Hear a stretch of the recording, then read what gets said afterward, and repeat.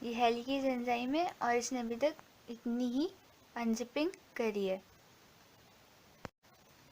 और ये डीएनए का स्ट्रैंड है, एप्लीकेशन फॉक है। Late assume that this is 3' से 5' वाला strand and assume this is 5' से 3' वाला स्ट्रैंड।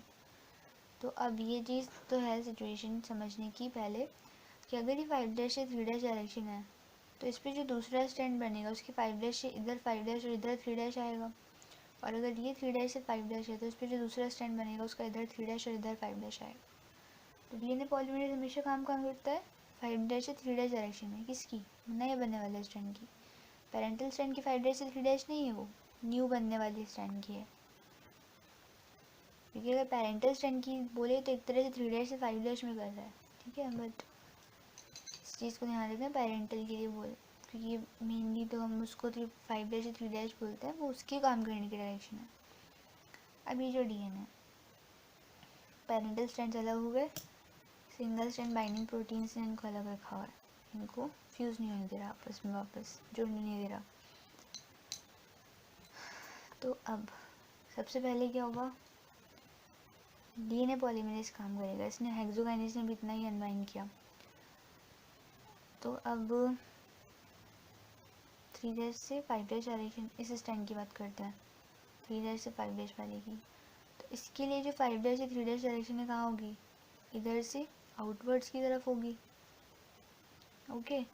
और इस वाले स्ट्रैंड की 5' से 3' डायरेक्शन है तो इसकी 5' से 3' इनवर्ड डायरेक्शन में होगी। तो सबसे पहले ओरिजिन साइट हो गई, प्राइमर जाके जुड़ गया, ठीक है। प्राइमर आके जुड़ा तभी डीएनए पॉलीमरेज को पता चलेगा उसे कहाँ जुड़ना है। प्रोकैरियोट्स में मेनली कौन काम करता है, डीएनए पॉलीमरेज थर्ड जो होता है वो मेन काम करता है नए स्ट्रैंड को बनाने में, ठीक है। पॉलीमरेज डीएनए पॉलीमरेज 1 और 2 तो वहाँ पे क्या करते हैं, प्रूफ रीडिंग का और रिपेयरिंग का काम करता है मेनली। एक्सोन्यूक्लियस टाइप के एंजाइम्स होते हैं वो, बट ठीक है। मेन काम कौन करता है, डीएनए पॉलीमरेज थर्ड करता है। अब ये जुड़ गया यहाँ पे, तो प्राइमेज ने यहाँ पे प्राइमर्स आके जोड़ दिए, तब डीएनए पॉलीमरेज को पता चलेगा कि उसे कहाँ से काम शुरू करना है। ये कहाँ जुड़ेंगे प्राइमर्स, ओरिजिन साइट पे, और यहाँ पे इसको पता चल गया, यहाँ पे डीएनए पॉलीमरेज थर्ड आके जुड़ गया प्रोकैरियोट्स में, ठीक है। अब ये काम करेगा 5' से 3' डायरेक्शन में, तो इसकी 5' से 3' डायरेक्शन यही तो होगी नए स्ट्रैंड के बनने की। तो इस तरह से ये यहाँ पे नया स्ट्रैंड बना देगा और ये हमारा डबल स्ट्रैंडेड डीएनए जैसे बनेगा वैसे बनना शुरू हो जाएगा, ठीक है। तो इस तरह से काम करेगा। अभी लीडिंग और लैगिंग कैसे बनेंगे वो अभी बात करेंगे। अब ये 3' से 5' वाली डायरेक्शन आई है। अच्छा, एक चीज़ यहाँ देखना, अब जैसे ये अभी इसने इतना ही जोड़ा, अब जितने में उसने इतना बनाया होगा उतने में इसने हेक्सोकाइनेज ने और बॉन्ड्स ब्रेक कर दिए होंगे। जैसे इतना बना था, अब मान लो ये बॉन्ड भी अगर ब्रेक हो गया, ये वाला भी ब्रेक हो गया, तो इसने और बना दिया होगा, है ना, और बना दिया होगा, फिर ये भी ब्रेक हो जाएगा, फिर और बना दिया होगा, तो धीरे धीरे खुलती जाएगा ये कॉइल हुआ हुआ पार्ट। हेलिकली कॉइल जो हमारे स्ट्रैंड्स है वो खुलते जाएंगे, अनजिपिंग होती जाएगी और ये आपस में नया स्ट्रैंड बनता जाएगा। तो हम क्या देख रहे हैं कि ये जितने में ये बनाया उतने में खुल गया, फिर से बना लिया, ऐसे कंटिन्यूसली बनता जा रहा है। इसलिए ये जो पेरेंटल स्ट्रैंड हो 5' से 3' वाला है ना, इसके जो 5' 3' अब इनवर्ड डायरेक्शन में बन रहा है, तो ये लीडिंग स्ट्रैंड बन रहा है, कंटिन्यूस बन रहा है, कोई ब्रेकिंग आई इसमें, कोई ब्रेक नहीं आया। लेकिन जब हम इस स्ट्रैंड को लिखते हैं 3' से 5' वाला पेरेंटल स्ट्रैंड, तो अभी हेलिकेज ने ओनली इतने ही जो बॉन्ड से उनको फ्री करा हुआ है, मीन्स अभी सिर्फ इतनी अनजिपिंग करी हुई है, मतलब इतनी बॉन्ड अभी तक इतनी अनजिपिंग करी है। तो अब यहाँ पे तो आउटवर्ड डायरेक्शन में काम होना है, क्योंकि इधर जो नया स्ट्रैंड है उसकी 5' से 3' डायरेक्शन जो है वो आउटवर्ड्स आ रही है ना, इधर साइड आ रही है। तो अब यहाँ तो प्राइमर्स आके पहले यहाँ जुड़ेगा, यहाँ प्राइमर्स आके जुड़ गए, डीएनए पॉलीमरेज को काम करना पड़ेगा, डीएनए पॉलीमरेज आके जुड़ गया और उसने क्या करा, यहाँ पे इस स्ट्रैंड को बना दिया जितने भी फ्री नाइट्रोजन बेस थे उनके साथ। लेकिन अब जितने में उसने इतने को बनाया उतने में यहाँ पे और क्या हो गए, और बॉन्ड्स टूट गए और फ्री हो गए, ठीक है, और फ्री सिचुएशन आ गई। तो इसका एक और आगे का डायग्राम इस स्ट्रैंड के लिए समझने के लिए, अब इनको भी हम ब्रेक कर देते हैं। जैसे ये हमारा स्ट्रैंड था और अब ये वाले बॉन्ड्स भी ब्रेक हो गए, ठीक है। और यहाँ पे ये प्राइमर्स, ये वाला जो पी था, जैसे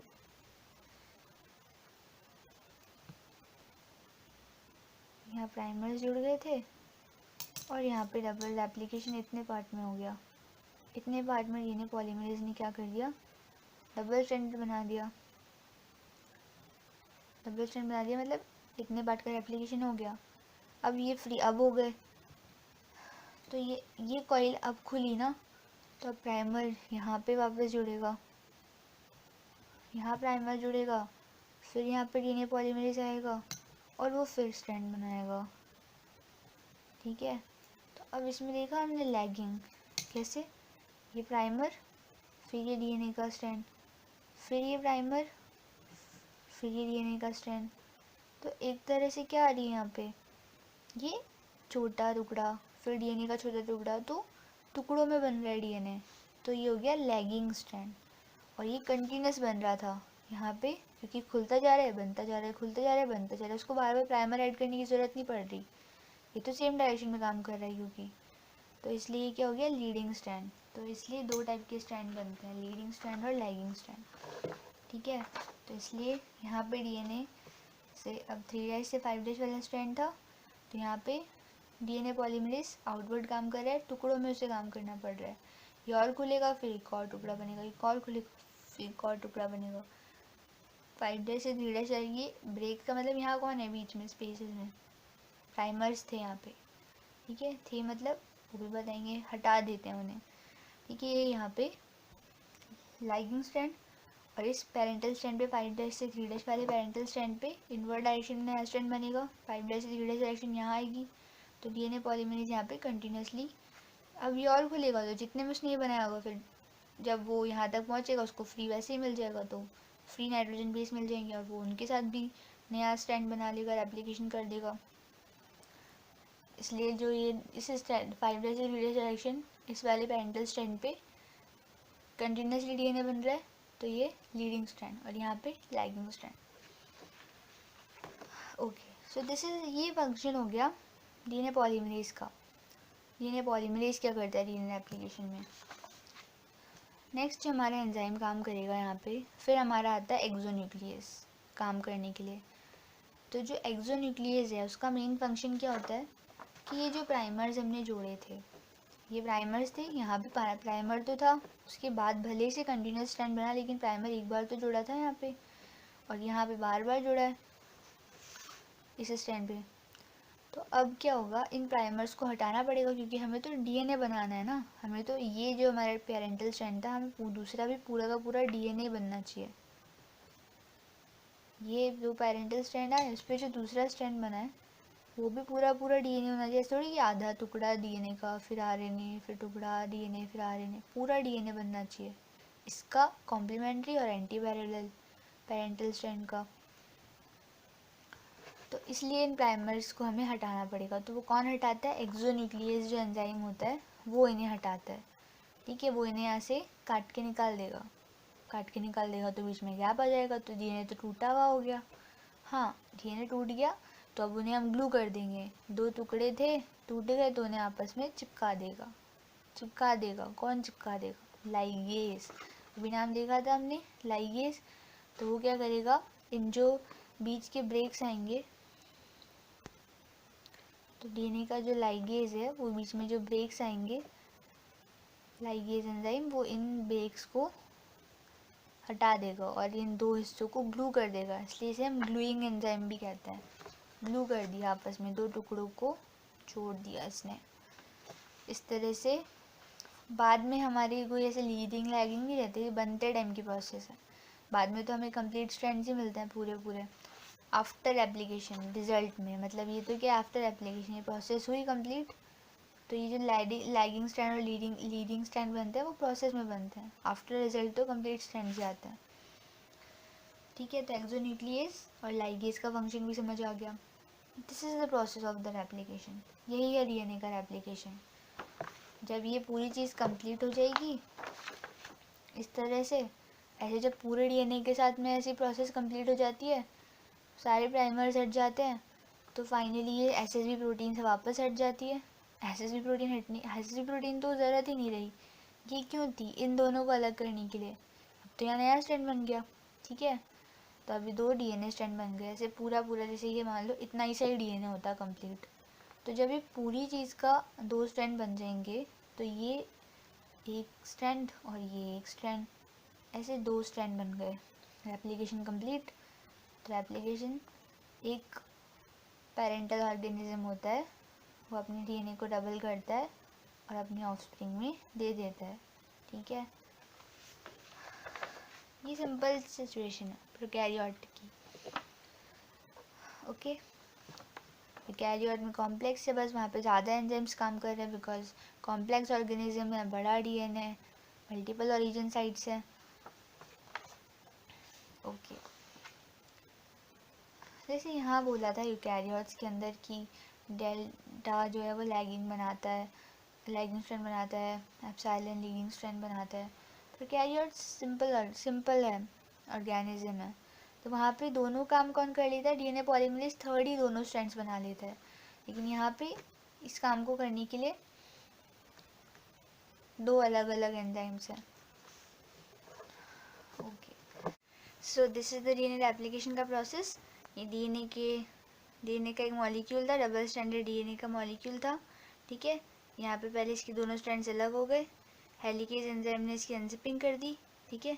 तो ये जितनी भी अनजिपिंग करी इस हेलिकेज एंजाइम ने, तो वो दोनों स्ट्रैंड्स आपस में अलग हो गए, फ्री हो गए, और एसएसबी बाइंडिंग प्रोटीन्स ने उन दोनों स्ट्रैंड्स को आपस में वापस जुड़ने से रोका, उन्हें अलग रखा ताकि उस पर नया स्ट्रैंड बन सके, ठीक है। तो जैसे पहले ये इनकी हेलिकेज ने अनबाइंडिंग करी, अनजिपिंग करी, एसएसबी ने इनको अलग रखा, तो इस पे आके फिर प्राइमर्स आके जुड़ गए, इस पे ओरिजिन साइड पे और राइट साइड पे प्राइमर्स आके जुड़ गए। तो फिर डीएनए पॉलीमरेज को पता चला कि उसे कहाँ से रेप्लिकेशन का इनिशिएशन करना है, कहाँ जाके उसे जुड़ना है और कहाँ से रेप्लिकेशन की स्टार्टिंग करनी है। फिर ये पॉलीमरेज आके जुड़ा प्राइमर्स से, और यहाँ से फिर इसने नया स्ट्रैंड बनाना स्टार्ट किया, डीएनए का डॉटर स्ट्रैंड, इस पेरेंटल स्ट्रैंड की बेस पे, टेम्पलेट की बेस पे नया डॉटर स्ट्रैंड बनाना शुरू किया। और जैसे जैसे डीएनए की कॉइलिंग खुलती जाएगी, वैसे वैसे फर्दर ये स्ट्रैंड बनता जाएगा, डॉटर स्ट्रैंड डीएनए पॉलीमरेज बनाता जाएगा और पूरे डीएनए का रेप्लिकेशन कंप्लीट हो जाएगा।